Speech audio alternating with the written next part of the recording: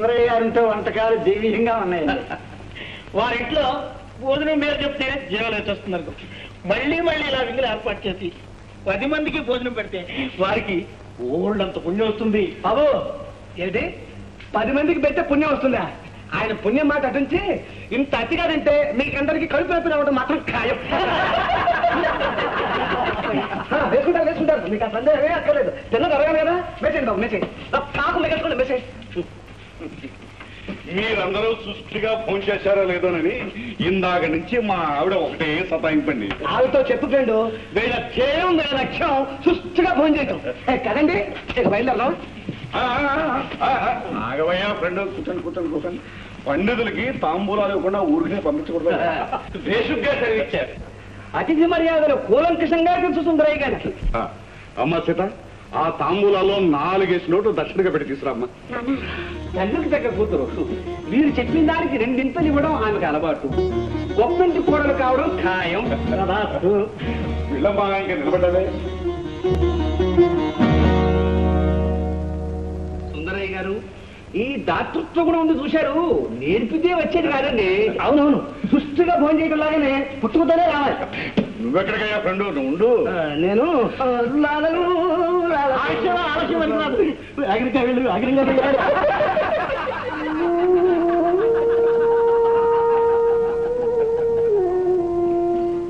ఏం సీత గారు, అతిథులు అలా కూర్చోబెట్ట మర్యాదగా ఉంటుందా? తప్పు కాదు. అన్నీ తెలిసిన మీరు కూడా అలా మాట్లాడతారే ఉంటుంది. డబ్బు ఉందో లేదో తెలియని నాన్నగారు దానాలు దక్షిణలు అనేస్తారు. నాకు ఇప్పుడు ఏం చేయాలో తోచడం లేదు. అలాంటి సమయాల్లోనే నమ్ముకోవాలి డాల్డా డబ్బాని. ఇంకేం ఆలస్యం చేయకండి. ఇప్పుడు వాళ్ళు తొందరగా తాంబూలాలు ఇచ్చి పంపించకపోతే రాత్రి భోజనాలు కూడా వాళ్ళు రెడీ అయిపోతారు.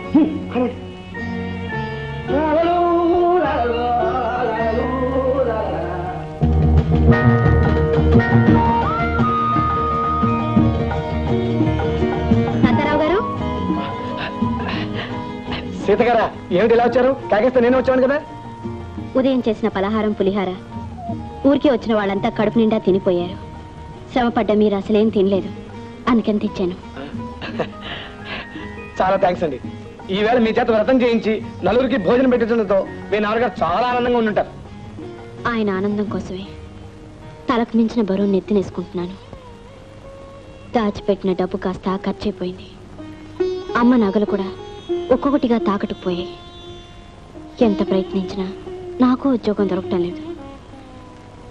ఇలాంటి స్థితిలో అండగా మీరున్నారు కాబట్టి సరిపోయింది. కానీ నేను ఉండటం మాట అటుంచండి. మీరు మా రేడియో స్టేషన్ జాబ్ కోసం ఒక అప్లికేషన్ పడేయండి. ఒక సీట్లో ఉన్న వ్యక్తి తరచు దగ్గుతున్నాడు. పోయే సూచనలు ధారాళంగా కనిపిస్తున్నాయి. అది మీకు వచ్చి ఏర్పాటు చేసేస్తాను.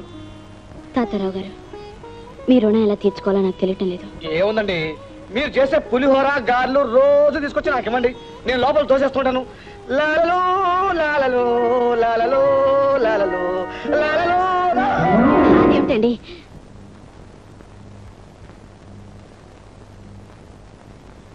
రామ్మా సీత, నీకోసమే చూస్తున్నా. ఇందాక నుంచి నాదే తప్పన్నట్టు నా మీద నెపం మోపి ఒకటే నిష్ఠూరంగా మాట్లాడుతోంది మీ అమ్మ. దేని గురించి నాన్న? అదేనమ్మా నీ పెళ్లి విషయం. నీ పెళ్లి ప్రయత్నాలు నేనేమీ చేయట్లేదని ఒకటే గొడవ. నీ పెళ్లి చూసుకోకపోతే అది బ్రతకదట. నీకేమీ కాదే, త్వరలోనే నయమైపోతుంది. అమ్మాయి పెళ్లి ఆనందంగా చూడొచ్చంటే వినదే. నాకు ఆ యోగం లేదు. అమ్మాయిని కనీసం ఒక్కసారైనా పెళ్లి కూతురుగా చూసి చచ్చిపోతానని ఒకటే గొడవ చేస్తాను. అమ్మా, నువ్వేమీ అనుకోకపోతే దాని మనసు కుదుట పడడం కోసం, దాని తృప్తి కోసం ఒక్కసారి పెళ్లి కూతురుగా అలంకరించురామ్మా. అవునమ్మా, వీళ్ళ పట్టుచీర కట్టుకుని మొహానంత తిలకం దిద్దుకుని బుగ్గం చుక్క పెట్టుకుని మీ అమ్మ కాసుల పేరు మెళ్ళ వేస్తురామ్మా. వెళ్ళమ్మా, వెళ్ళు. అలాగే వెళ్ళమ్మా.